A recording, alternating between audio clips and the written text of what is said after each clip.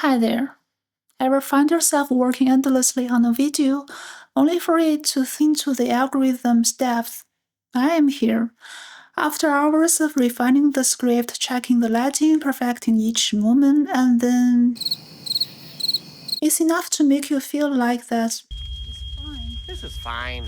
So, what did I do when my hard work barely gets a handful of views? Yeah, YouTube, of course.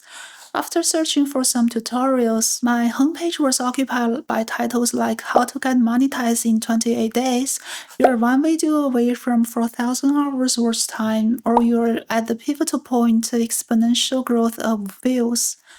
After immersing myself intensively into this type of hacking the algorithm tutorials, I found those videos themselves are quite viral. I mean, who wouldn't want their channel to blow up overnight? But after a while, I began asking, what does this going viral really mean? And is it always a good thing? I'm not here to lecture. I don't have all the answers. I'm more like looking around and wondering how we got here. Let's think this through together. As creators, as viewers, as people who just love the weird, wonderful world of online content. Can we figure out what we actually want from this whole viral thing? Stick around and maybe we'll get a clearer picture. So here's something that's been on my mind. We call a piece of content viral like congrats, your video spread faster than anyone could have imagined. It's the ultimate compliment, right? But if I take a second to think about where that word comes from, I gotta admit it's a little concerning. Viral originally described something you definitely do not want, like a code that makes you sneeze or weak street. I'm not suggesting your favorite video is making anyone sick, but picture this. Our attention is like a limited stash of snacks at a party. A few super popular high energy acts can rush in and grab all the goodies. Meanwhile, the quieter, more interesting snacks, the ones with unique flavors you've never tried, get shoveled to the back of the table. Eventually, when you wander around, you barely notice them. You just keep grabbing what's right in front of you, because that's what everyone else is doing. It's not that the big hits are bad. They can be exciting, totally worth a taste. But if they keep hogging the spotlight, after a while you might think, hey, where did all the variety go?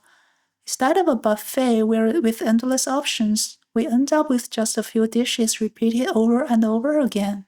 Kind of like turning on your favorite playlist, only to realize not just the same melody on loop forever. I'm not trying to lecture or say we should never celebrate big success. I've had my own moments daydreaming about a video skyrocketing overnight. It's just worth asking if we keep chasing that same flashy formula, do we risk losing some of the original, wonderful, sometimes even weird surprises that made scrolling through this platform feel like an adventure in the first place? So, if our attention is limited, and trust me, it is, then what happens when a handful of viral hits start gobbling up most of it? Think of it like a bustling marketplace where everyone's crowding around just a few flashy stands. Those stands rake in the most customers, so naturally advertisers line up there too, eager to showcase their products where the crowds gather. It's a simple equation. More eyeballs in one spot means more money flows that way. Before you know it, smaller, quirkier stocks on the edge got unnoticed. Even if they are selling something genuinely special, in a setup like that, the platform might lose some of the charm that made it a go-to destination in the first place. Remember when browsing felt like exploring a treasure trove of different voices and styles, instead of the same handful of greatest hits playing on repeat? If viral content keeps hogging the spotlight, it could steer the platform's overall vibe toward a narrower range of tastes, more predictable, maybe, but also less adventurous. I'm not saying the grand conspiracy here, it's just how systems tend to behave when resources, like attention and ad budgets, pull in certain areas. The platform trying to keep up with rivals that excel at quick bursts of entertainment might lean even more heavily into what's already hot. But if we don't stop to ask, Hey, what are we losing along the way? We might wake up one day and realize that all those hidden gems have quietly faded from view. What does this all look like from a creator's perspective? If you've ever tried making videos yourself, you know the feeling. It can be tough out there. Imagine pouring time and effort into something original, something that's totally you, only to realize the crowd's attention is off chasing the latest flash in the pan trend. It's kind of like settling up your handmade craft stand next to a massive pop up concert. Sure, people might stumble over to you eventually, but it's easy to feel overlooked in all the noise. Not everyone tries to fight it. Some creators lean into the system, focusing on what the algorithm seems to love and pumping out content designed to hook viewers fast. No judgment here, every path has its reasons, but when that's the main game in town, it can shape how we create. Instead of nurturing a unique voice or exploring cool, offbeat ideas, we might feel pressure to stick with what's proven, safe, and quick to catch on. Over time, some creators find alternative ways to survive, try turning to community support through things like memberships, direct donations, or selling merch. It's a way to bypass the big attention grab and instead connect more personally with viewers who genuinely care. But even that approach depends on finding an audience willing to give you that chance. There's no single solution here. Every creator situation is different. It's not about right or wrong. It's about understanding the environment we're all operating in. If the platform leans harder into whatever is trending, it nudges all of us, willingly or not, toward those trends. For some, that might be fine. For others, it can be a tough decision between following your creative instincts and ensuring your work doesn't vanish in the crowd. So, after all this talk about virality and its ripple effects, what can we actually do? I'm not here with a magic formula, just some thoughts. Remember when browsing felt like stepping into a massive thrift store full of unexpected finds, rather than a polished showroom with the same few items front and center? The real strength of platforms like YouTube has always been their ability to cater to every kind of audience. Sure, the high gloss, instant hit stuff can be thrilling, but there's also a deep satisfaction in knowing you can stumble across a tiny channel doing something so unique it leaves you smiling, wondering how you lived without it. That's the flavor I'd hate to see vanish in a race out to another platform's short form tactics. From a creator's standpoint, there's no single blueprint. Some might embrace the trends, others might lean on community support, and many will mix approaches. Each choice comes with its own trade offs. There's no one size fits all. That's okay.